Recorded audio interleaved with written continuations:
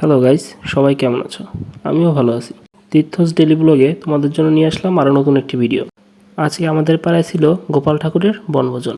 পাড়ার সবাই মিলে গিয়েছিল গোপাল ঠাকুরকে স্নান করানোর জন্য জল আনতে। তাই আমি এই সময়টা গোপাল ঠাকুরের কিছু ছবি আর ভিডিও করে নিলাম। আর সবার বাড়ির গোপাল ঠাকুরকে এখানে একত্র করা হয়েছে বনভোজনের জন্য। সবগুলো গোপাল ঠাকুরকে একত্রে অপূর্ব সুন্দর। এটা আমাদের বাড়ি।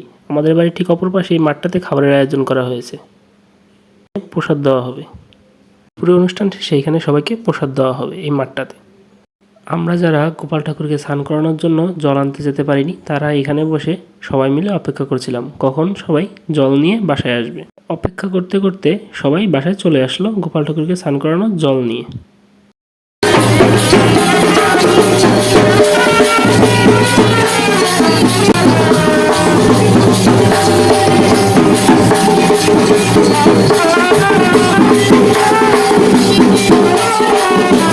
পাড়ার কাকিমা জেঠিমা সবাই মিলে সিঁদুর খেলায় মেতে উঠেছিল। তারপরে চলে গেলাম প্রসাদ রান্না করার ওইখানে। দাদাটা ভাত রান্না করে ভাতের ফ্যান ঝরাচ্ছিল। তারপরে একে একে রান্না করার পর সব আইটেমগুলো পেপার এবং নেট দিয়ে ঢেকে রাখছিল, যাতে বাহিরের ধুলাবালি বা ময়লা কিছুই না পড়ছে। গুড়ের পায়েস, গুড়ের পায়েসটাও ঢেকে রাখেন। একটা দিদি লেবু কাটছিল সবার জন্য। পুরো ঠান্ডাচুরি রান্না করা হয়েছিল। এটা হচ্ছে জিমে একাই আমাদের পাড়াকে চোর মুক্ত করার জন্য। এখন আমাদের গোপাল ঠাকুর অভিষেক করানো হবে, অর্থাৎ স্নান করানো হবে। দেখতে থাকো সবাই।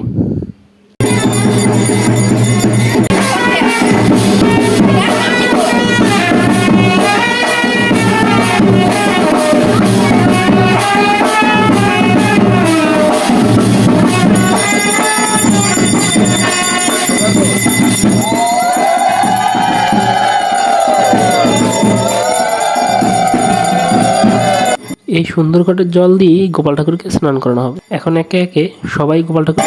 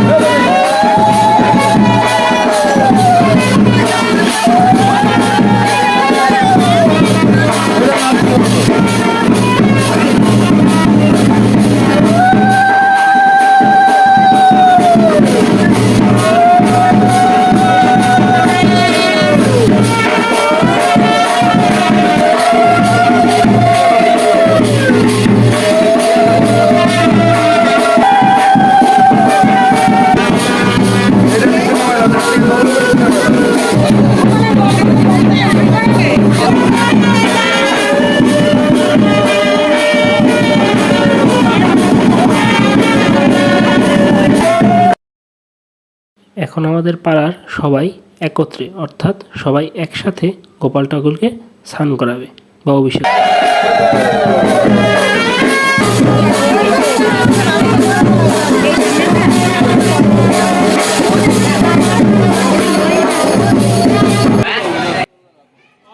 এখন সবাইকে প্রসাদ দেওয়ার সময় হয়ে গেছে, তাই সবাই যা যা প্রসাদ রান্না করা হয়েছিল সবকিছু বালতিতে ভর্তি করতে ব্যস্ত।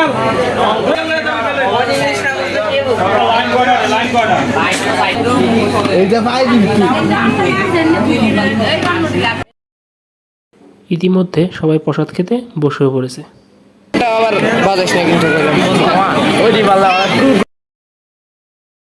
এটা হচ্ছে আমার ছোট্ট বাবা, আমাদের সুপার হিরো। এইখানে আমার মা, বৌদি এবং আমার সব কাকিরা একসাথে প্রসাদ খেতে বসেছে।